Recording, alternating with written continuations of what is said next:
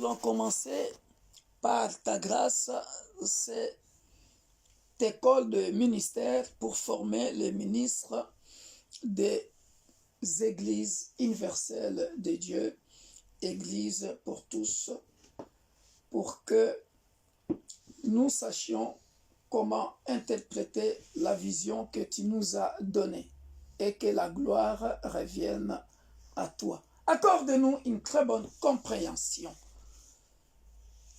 Que la confusion soit loin de nous, que l'incompréhension soit loin de nous, dans le nom puissant et glorieux de notre Sauveur et Seigneur Jésus-Christ. Nous disons Amen.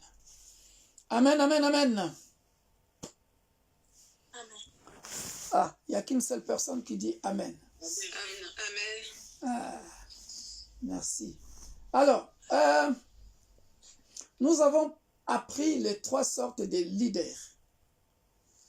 Ok, je ne vais pas réviser vu qu'on a passé 15 minutes comme ça à attendre les gens. Je sais que vous avez révisé vos leçons. C'est que je vous ai conseillé et je vous conseillerai toujours. Nous sommes dans une formation spirituelle comme dans la formation physique ou séculière où on fait des révisions, on pose des questions et à la fin, on a un test, on passe ou on redouble. Et nous, c'est pareil, nous sommes dans une formation de l'école de notre Père Céleste pour que nous puissions faire les choses bien.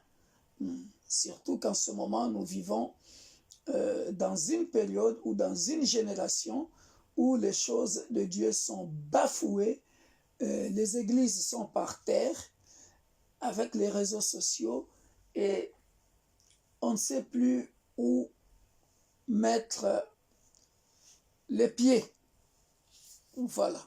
Donc je nous demanderai, nous les leaders, les ministres que nous sommes en train de former dans les églises universelles de Dieu, Église pour tous, de faire attention. Voilà pourquoi vous verrez dans les anciennes vidéos, j'ai dit toujours que nous sommes en train de former les ministres de Dieu pour éviter des bavures, pour éviter de faire la honte à notre Dieu. Donc nous devons être capables d'interpréter la vision que Dieu nous a donnée. Voilà. Je vais commencer par cette phrase qui est la clé. Je vais aller tout doucement. Je vais commencer par cette phrase qui est la clé de ce ministère. Nous savons tous que nous sommes le ministère du Saint-Esprit, où le Saint-Esprit parle. Maintenant, en guise de révision, je vais tout simplement dire ceci, cette phrase, comprendre et comment ou savoir interpréter ou discerner le plan divin. Voilà. Ça, tu peux écrire ça encore en grand. Nous sommes dans notre 5e ou 4e leçon de l'année 2025. Maintenant, tu sais que ça, c'est la base de notre ministère. Voilà. Ça, tu le sais. Maintenant, nous avons parlé de 3 sortes de leaders. Des leaders qui sont là pour la gloire, des leaders qui sont là pour l'argent et des leaders qui doivent bâtir les âmes, bâtir les êtres humains. Et nous sommes cette église-là dont la vision est de bâtir les êtres humains, bâtir des âmes que le Seigneur nous a données. Ça va jusque-là? Si je pars vite, vous m'interrompez. Alors, aujourd'hui, maintenant, écrivez leçon numéro 4. Comment bâtir? Comment bâtir? Comment bâtir un être humain? Comment bâtir une âme? Ça, c'est notre titre. Comment bâtir une âme? C'est ici, maintenant, nous qui sommes appelés à enseigner la parole de Dieu. C'est ici que nous devons maintenant être outillés. Voilà. C'est ici que je veux nous expliquer en long et en large comment bâtir une âme. Écrivez ça. Comment bâtir une âme? Je ne sais pas si je vais arriver à terminer parce que je dois expliquer tout ça jusqu'ici, mais ça va aller. Alors, comment bâtir une âme?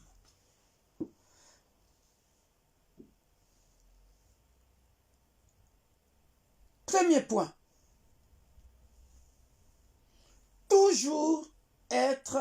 Il faut toujours être capable d'entendre la voix du Saint-Esprit. Il faut toujours être capable d'entendre la voix du Saint-Esprit.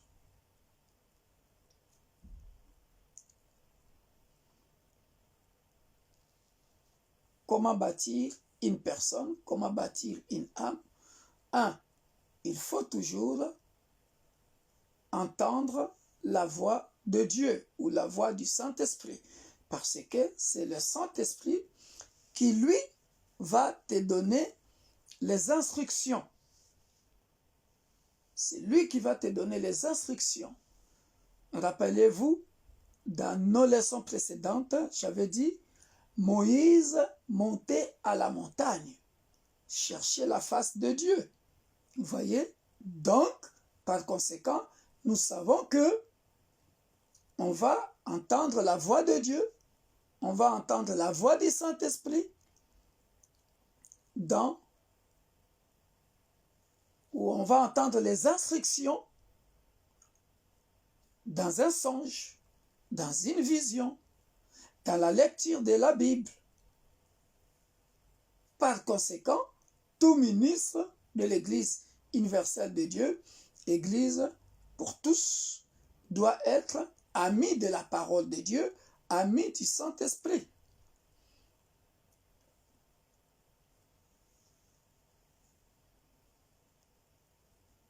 C'est comme ça que nous devons conduire l'Église. C'est comme ça que nous devons conduire l'Église.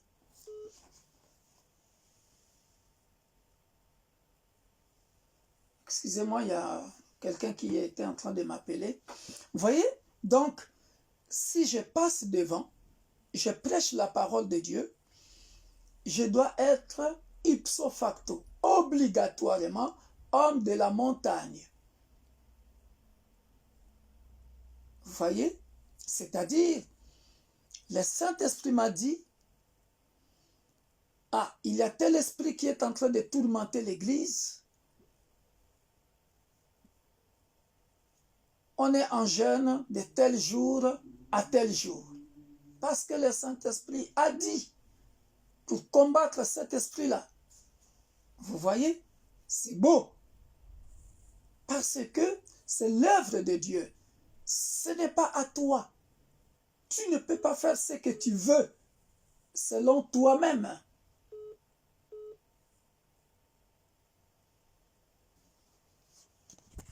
Tu ne peux pas faire ce que tu veux parce que c'est l'œuvre de Dieu. Tu es ambassadeur.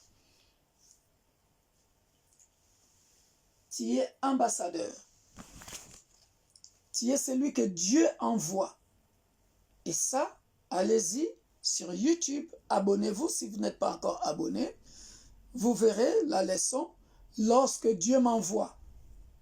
comprendre et savoir interpréter le plan divin, c'est en 7 étapes. Lorsque Dieu m'envoie, tapez lorsque Dieu m'envoie, apôtre Victor Makonda, vous verrez tout ça là-bas. Maintenant, comment cela se passe? Écrivez 1.1.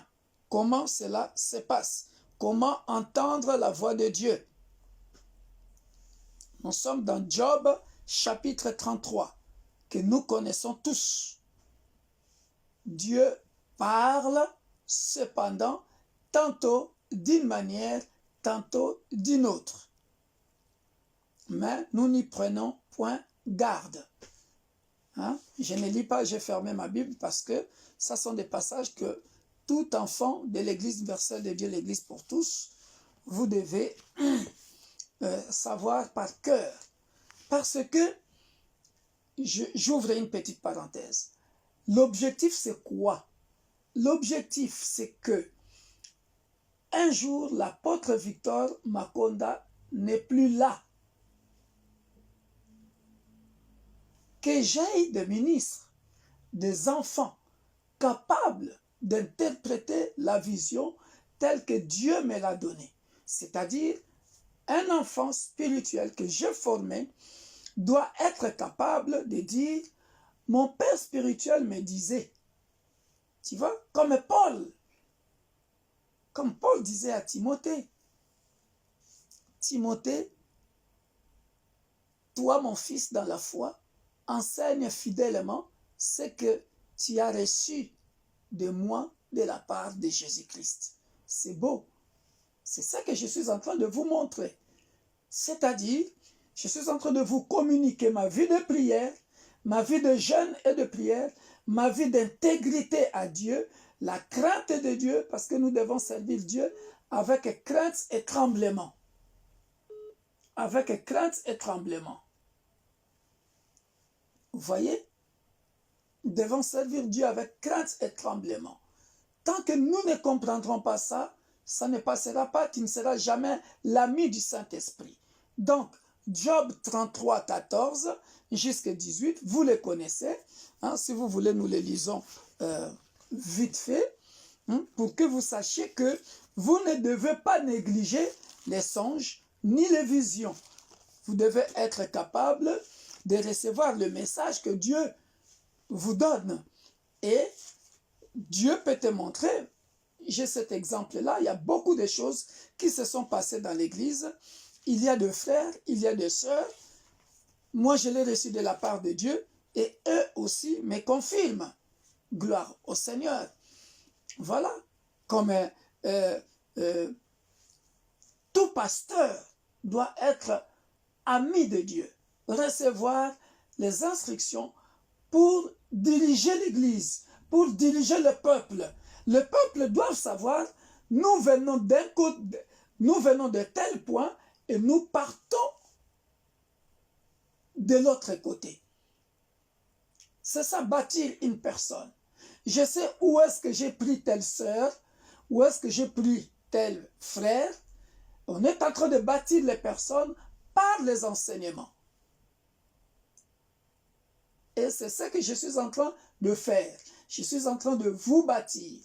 Pour que vous aussi, à votre tour, vous soyez les copier-coller du Saint-Esprit.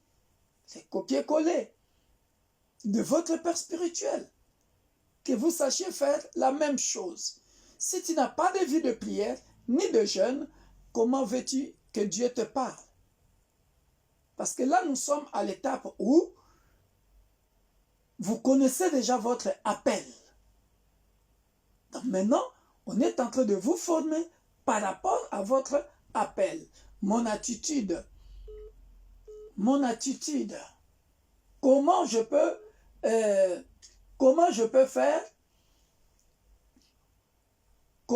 faire pour être un homme de Dieu, un serviteur de Dieu ou une servante de Dieu complet ou complète. Voilà. Maintenant, la Bible dit, Dieu parle cependant tantôt d'une manière, tantôt d'une autre, et l'on n'y prend point garde. Il parle par des songes, par des visions nocturnes, quand les hommes sont livrés à un profond sommeil. quand ils sont endormis sur leur couche. Alors il leur donne des avertissements et met le sceau à ses instructions, afin de détourner l'homme du mal et de le préserver de l'orgueil, afin de garantir son âme de la fosse et sa vie du coup de glaive, des coups du glaive. Par la douleur aussi, l'homme est repris sur sa couche, quand une lutte continue vient agiter ses os, et ainsi de suite. Vous voyez? Donc, Dieu est capable de venir vous donner des avertissements. Il est capable de venir vous instruire. Ça va jusque-là? Allons-y dans Josué chapitre 1 maintenant.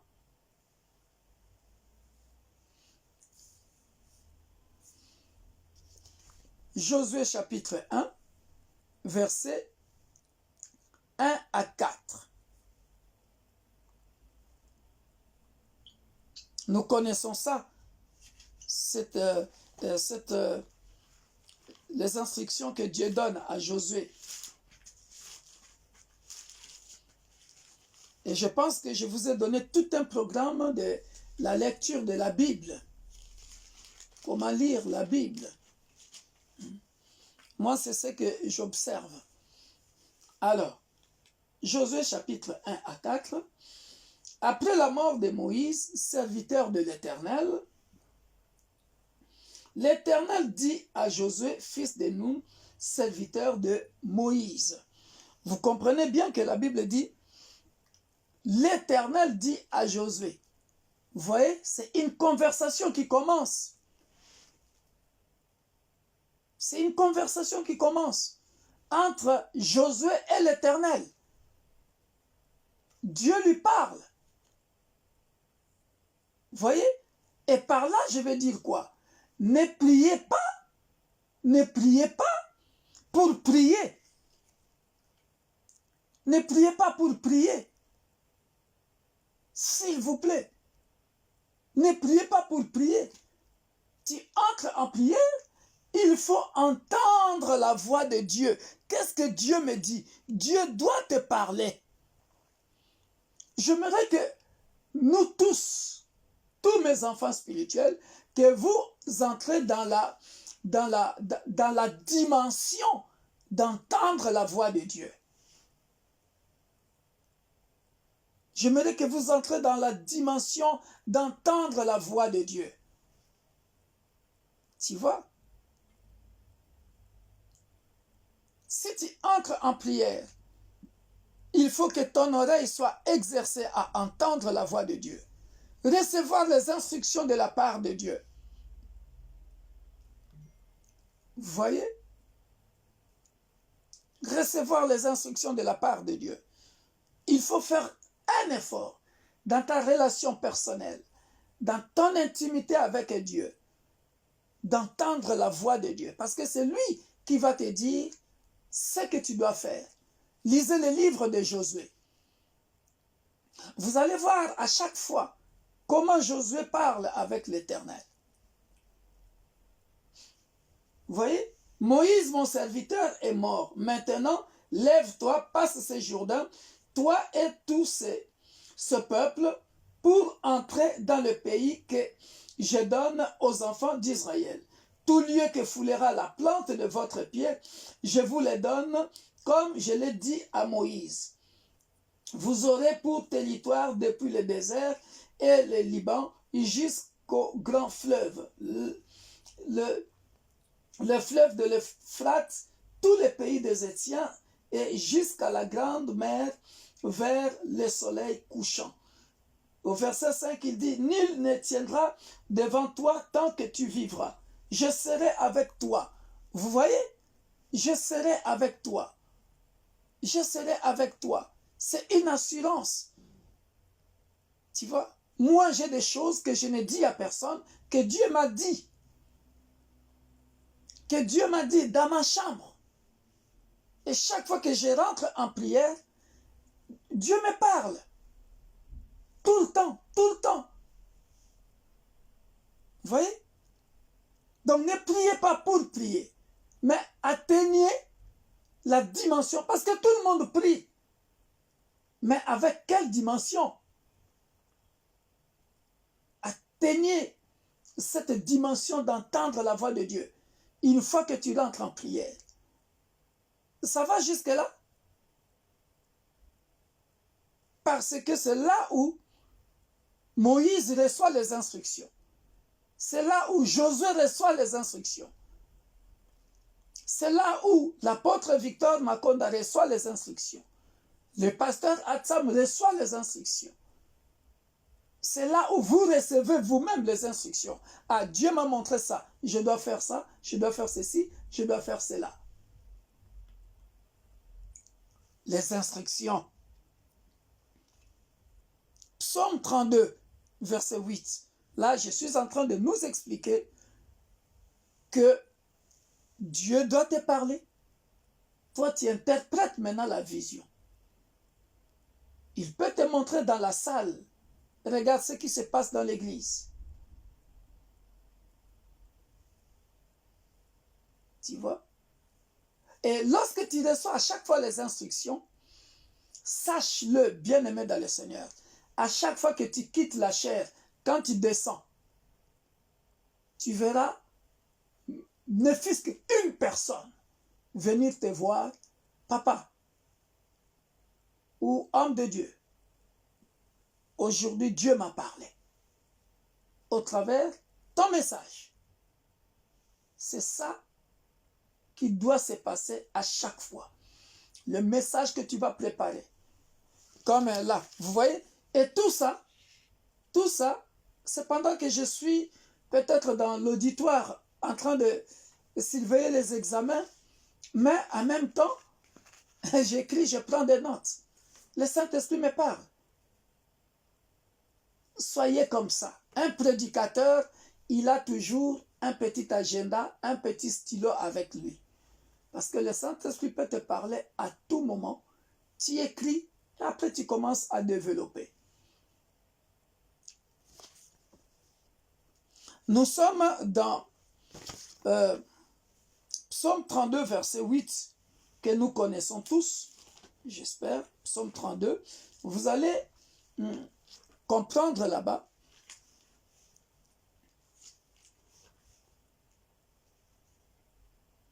Psaume 32, verset 8.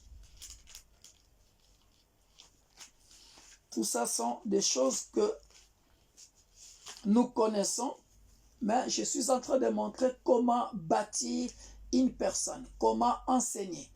Tu vois, je m'en vais récolter les informations auprès du propriétaire de l'église, de celui qui m'a mandaté auprès de son peuple.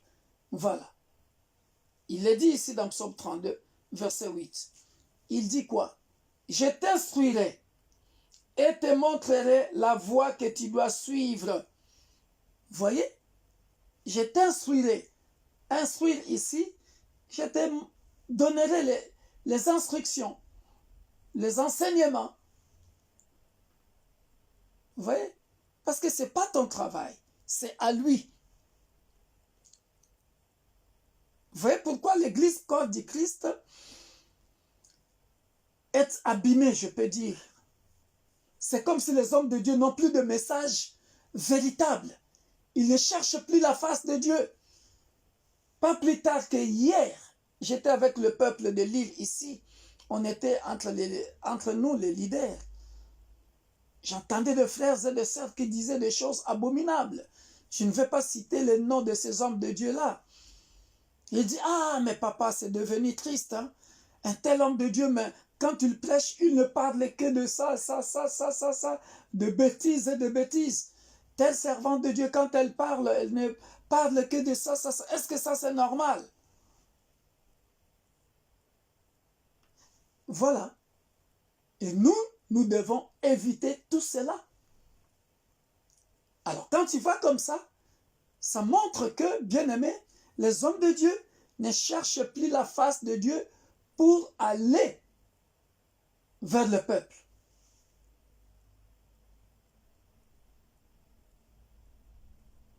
Tu vois? Et d'ailleurs, quand vous lisez bien Exode, quand vous lisez bien Exode, vous verrez Moïse dire à Dieu, si tu ne viens pas avec nous, je n'irai pas. Moïse a peur de conduire ce grand peuple qu'on lui a donné. Il veut se rassurer de la présence de Dieu. On ne bafoue pas la présence de Dieu. Donc, un homme de Dieu doit tout le temps, je dis bien, je pèse mes mots, tout le temps, tu ne peux pas avoir une vie de distraction. Je ne dis pas que aller au cinéma avec tes enfants, avec ta femme, c'est une distraction. Non, tu peux aller au cinéma, manger au restaurant, mais tu restes concentré dans ton attitude, dans ta façon de parler, ta façon de t'habiller, ta façon de répondre aux gens, ta façon de... tu es ministre de Dieu où que tu sois. Tu vas dans la famille, on ne te dit pas que tu ne dois plus rendre visite aux gens de ta famille. Non, la famille est sacrée, la famille reste la famille. Ah oui, mais tu n'oublies pas que je suis serviteur de Dieu, que les gens m'observent dans mon entourage. Tu évites à chaque fois de blesser les gens. Tu es humble. Tu sais pardonner. Tu sais toi-même aussi demander pardon. Il dit, je t'instruirai. Je te montrerai la voie que tu dois suivre. Écoute, pareil, ce qu'on a dit à Josué. Je te conseillerai. J'aurai le regard sur toi. Ah, ça me fait peur. Vous voyez ça, cher ministre, cher leader? J'aurai le regard sur toi. Vous voyez ce que je viens de dire juste avant? Dieu te surveille. Et pour ceux qui me connaissent, je l'ai toujours dit, je suis surveillé de près. Je ne peux pas faire de bêtises. Si j'en fais parce que je suis humain, dès que je retourne, je me repens pour soigner ma relation avec Dieu. Même pas dès que je retourne chez moi à la maison, chemin faisant, papa pardonne-moi. J'ai mal répondu à ce monsieur. Papa pardonne-moi, j'ai heurté telle voiture sans faire exprès. Papa pardonne-moi, parce que je sais que l'œil de Dieu me guette. C'est comme ça. Jusqu'à la mort. Je vous montre ma vie au quotidien et ce que doit être votre exemple. Tu vois? J'aurai le regard sur toi. Vous voyez ça? Et il donne même un conseil. Ne soyez pas comme un cheval ou un mulet sans intelligence. On les bride avec un frein et un mors dont on les part afin qu'ils ne s'approchent point de toi. Voilà. Parce que ne soyez pas comme un cheval ou un mulet sans intelligence. C'est-à-dire quoi? Toi, tu es serviteur de Dieu. On ne peut pas venir te manipuler. Voilà pourquoi l'apôtre Paul dit là, même dans la prière, prions avec sagesse, avec intelligence. Comme là, par exemple, le monde dans lequel nous vivons nous offre beaucoup de cadeaux, beaucoup de choses. Tu fais comment? Tu suis ou tu ne suis pas? Je suis serviteur, servante de Dieu. Je dois faire attention. Comment bâtir de personnes dans l'Église? Ça, je parlais maintenant de nous, les serviteurs. Comment nous devons nous comporter? Ça, c'est la première partie. Deuxième partie maintenant. Qu'est-ce que j'enseigne? J'ai reçu le message de la part de Dieu que je dois livrer maintenant au peuple de Dieu. Moi, serviteur ou servante de Dieu, de l'Église universelle de Dieu, l'Église pour tous. Faites très attention. J'ai écrit ceci. Ne commettez pas l'erreur d'habituer les gens à chercher Dieu pour ce que sa main peut leur donner. Écrivez-moi cette phrase.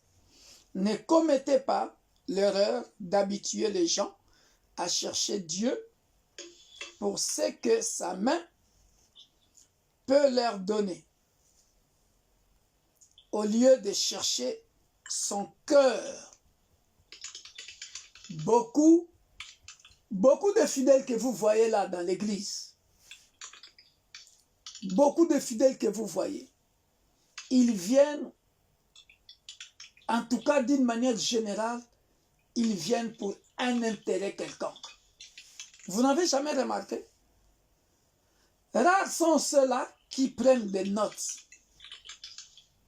Il vient seulement pour que l'apôtre Victor ou le pasteur prophétise sur lui quelque chose de bien.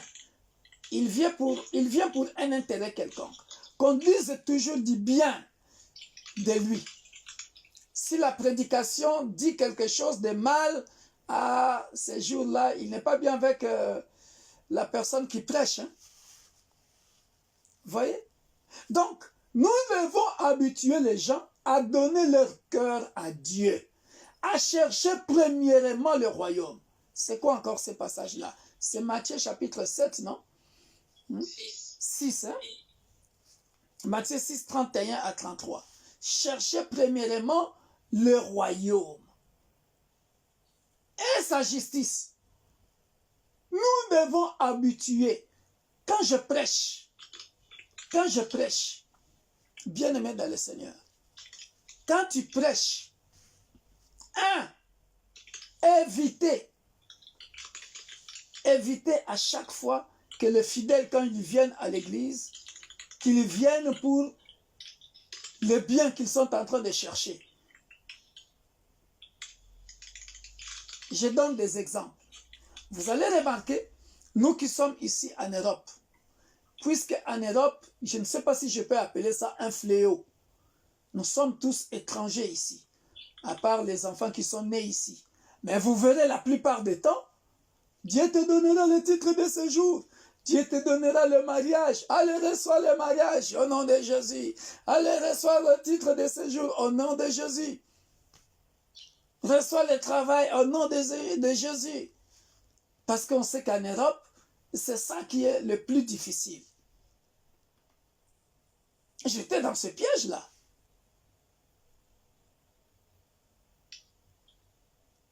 Maintenant, j'ai appris à maîtriser mon message. Je prêche d'abord ce que Dieu m'a dit. Au cours du message, si Dieu libère une parole de connaissance ou de sagesse, je dis à la sœur ou au frère après, évitez d'habituer les fidèles à ce que Dieu va leur donner. C'est-à-dire, ils ne viennent pas chercher le royaume.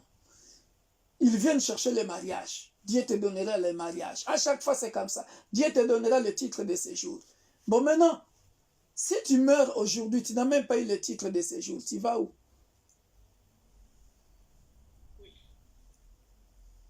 Donc, dans nos messages, dans vos messages, priorité, le royaume. Priorité, le royaume. Tu ne peux pas terminer ton message sans inviter quelqu'un dans la salle à recevoir d'abord Jésus-Christ comme son Sauveur et Seigneur. Et ça, vous verrez que lorsque je prêche, par la grâce de Dieu, j'aimerais que lorsque nous prêchons, nous tous, à chaque fois, demande s'il y a quelqu'un dans la salle qui n'a pas encore reçu Jésus-Christ comme son Sauveur et Seigneur, qu'il le reçoive comme son Sauveur et Seigneur.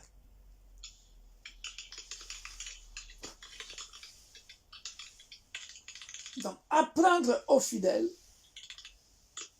à chercher premièrement Dieu. Donc, le Saint-Esprit doit être la priorité.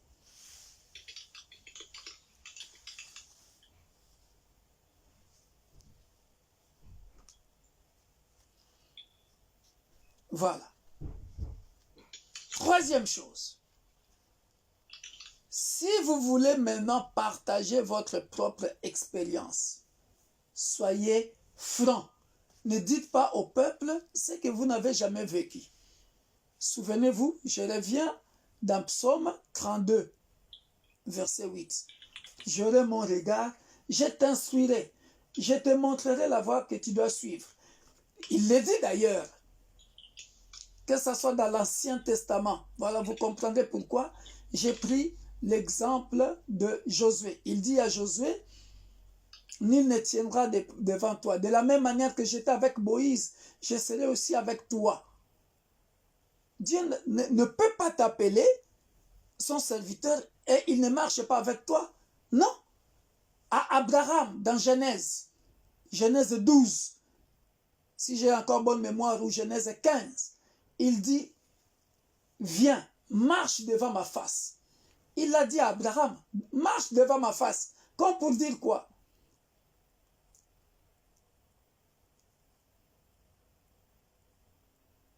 C'est moi qui t'accompagne.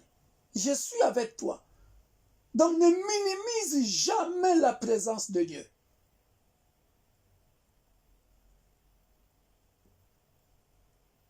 Parfois, nous les serviteurs de Dieu, on pense que l'église c'est à nous. Quand on a une petite onction, on commence à faire n'importe quoi. Ça, je vais expliquer à la fin du message. On commence à faire n'importe quoi. Parce que Dieu t'utilise puissamment. Tu commences avec tes dons exagérés en fait. Dépasser des limites. Ne faites pas cette erreur-là. Je le précise. Psaume 32, verset 8. Je t'instruirai. Je te montrerai la voie à suivre. Écoute les instructions. C'est lui. Même quand je fais les délivrances, je suis réglo. Vous m'avez toujours vu. Je vous dis, là, Dieu a fermé ma bouche. Je ne parle plus. Sinon, ce que je dirai après, c'est du blabla. Parlez de Jésus. Parlez de Jésus dans vos messages.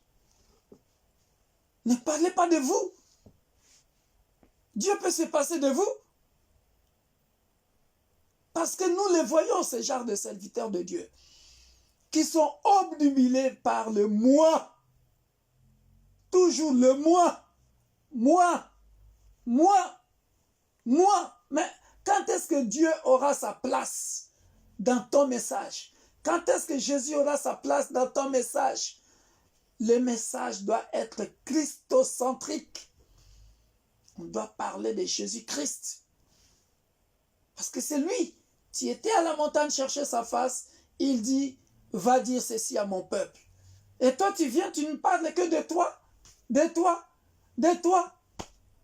Papa, maman, on va où? Donc, si tu veux parler de ton expérience personnelle, ce n'est pas mauvais. Mais sois franc. Ne dis pas ce que tu n'as pas vécu avec Dieu. Dis la vérité. Parce que nos expériences, c'est pour inspirer ceux qui sont dans la salle. Je donne mon exemple. Je donne mon exemple. Et si j'avais menti, comment est-ce que j'allais inspirer les gens dans la salle? On était dans une veillée.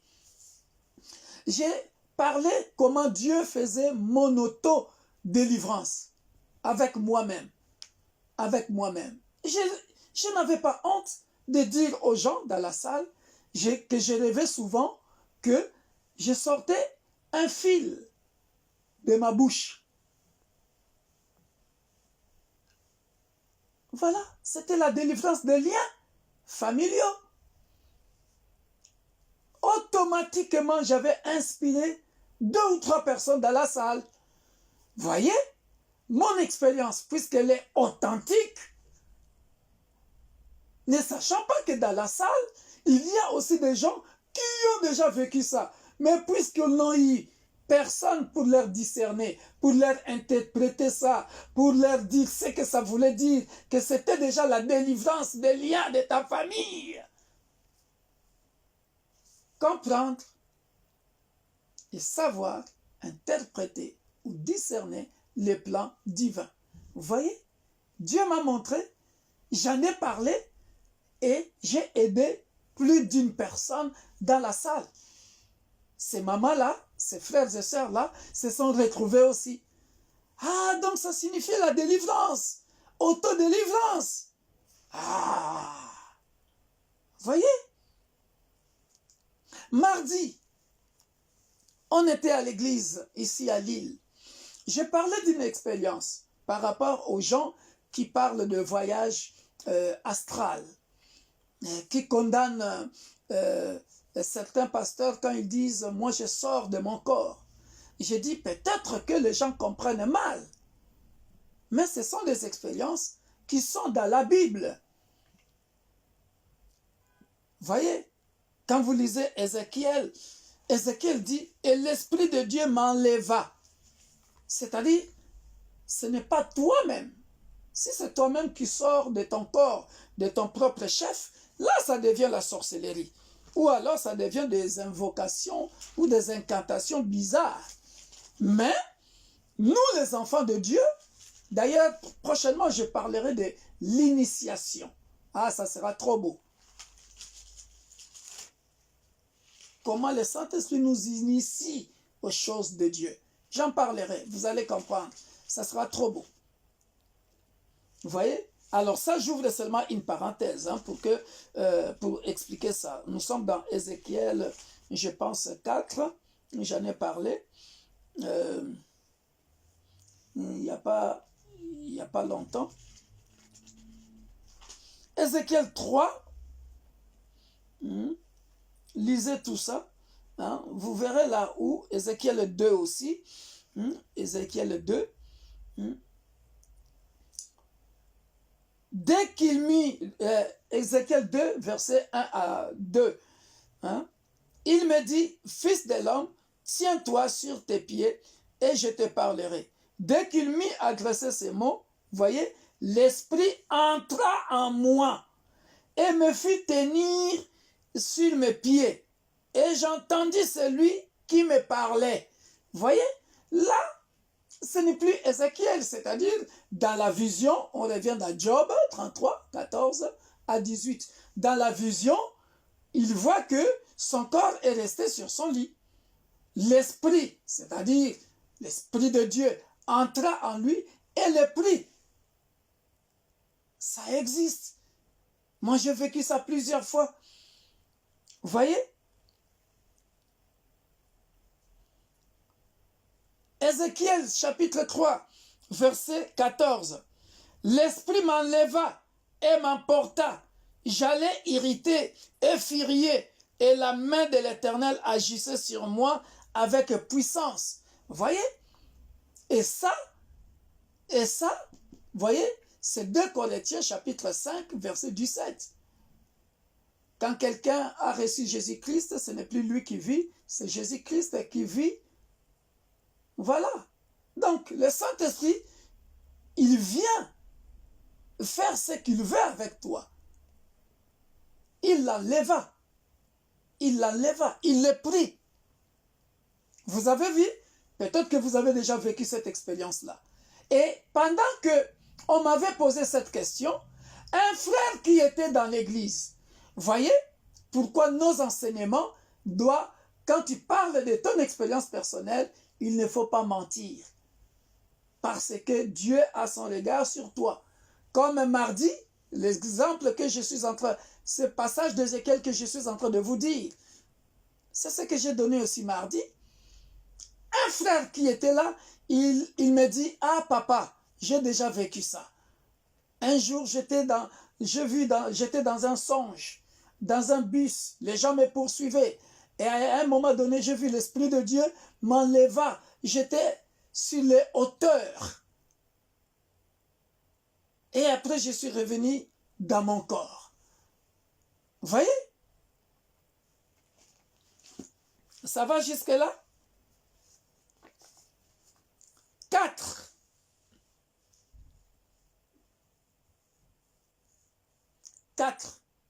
Écrivez, vous devez être capable d'entendre la voix de Dieu.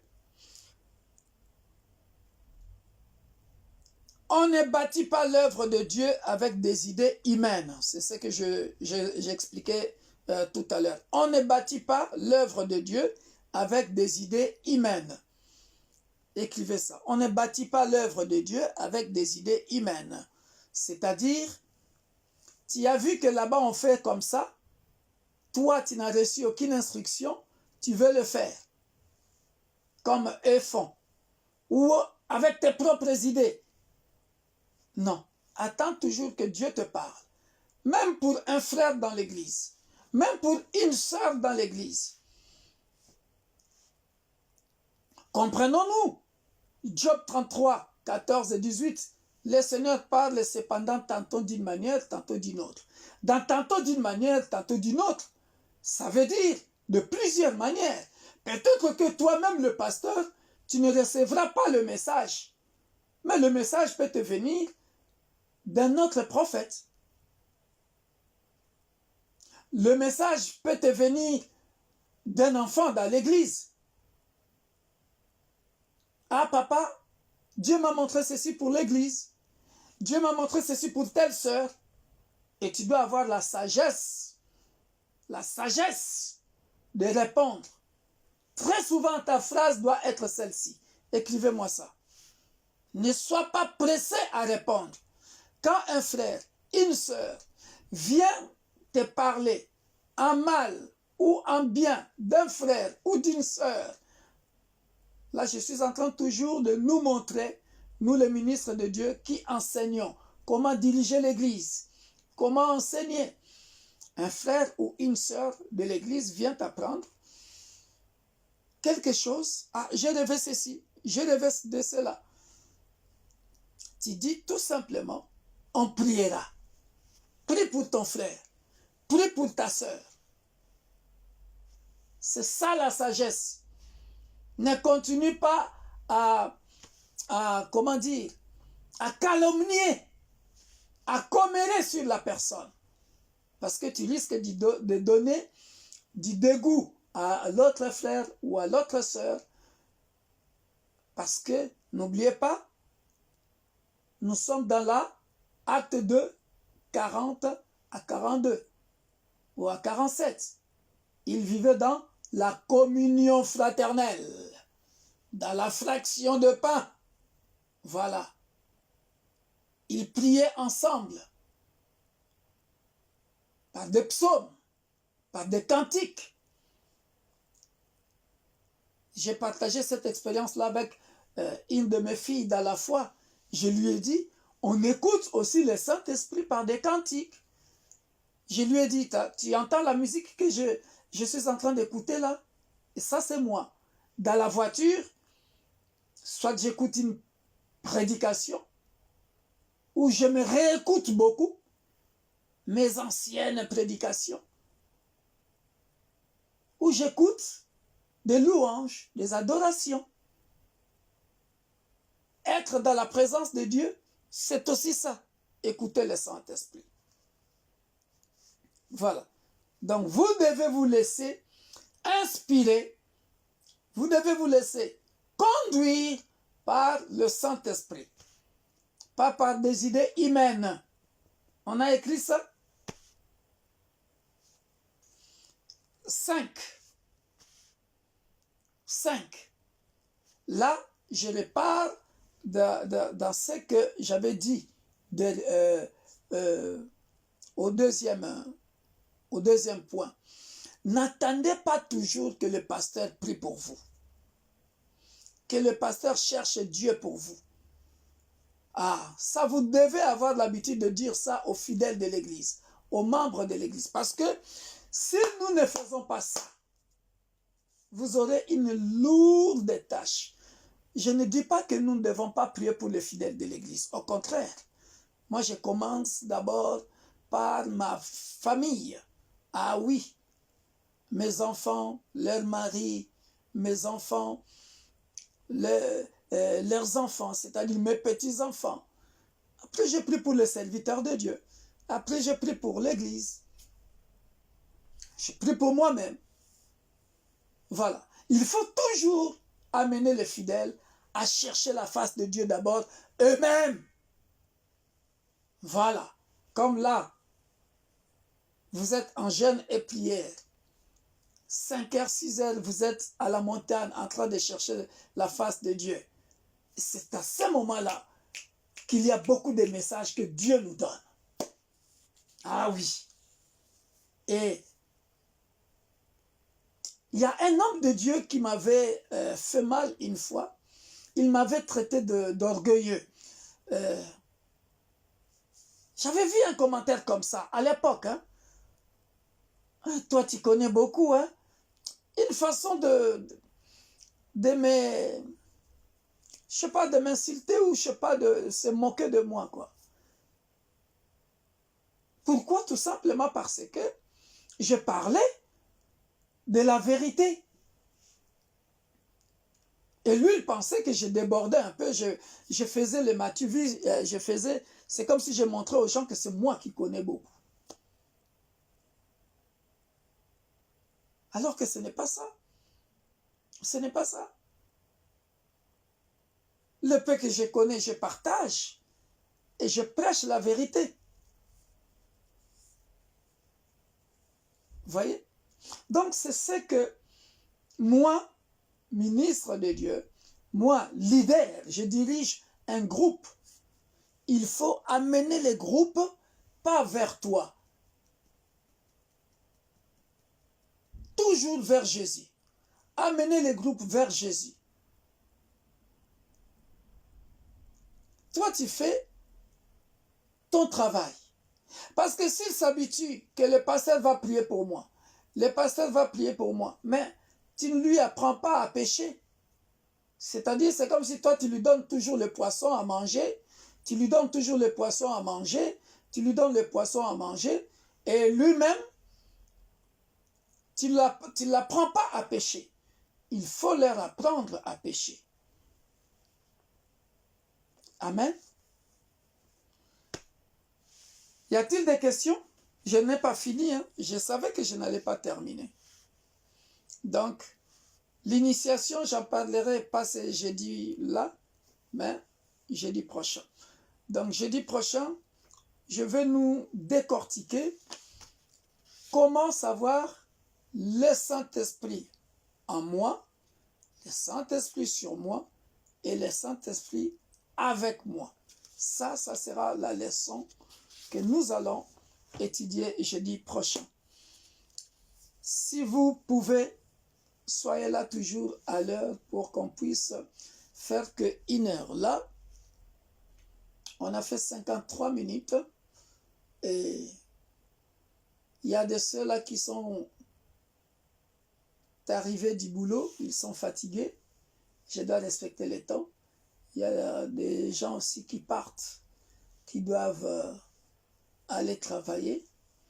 Donc, je dois respecter le temps. Vous avez compris comment bâtir quelqu'un?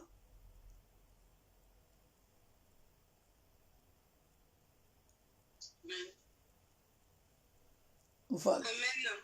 Voilà. S'il y a des questions, vous les préparez, vous les poserez prochainement. Donc,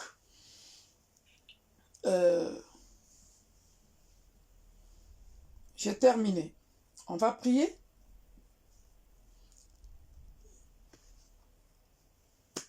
Voilà. Comme ça, j'ai fait de vous des bons prédicateurs, des bonnes prédicatrices de la parole de Dieu. Ok? Amen. On s'arrête là.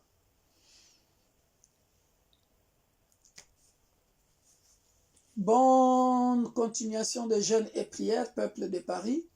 Priez aussi pour nous parce que demain nous commençons les séminaires de jeûne sur la guérison et miracle. Priez beaucoup pour nous.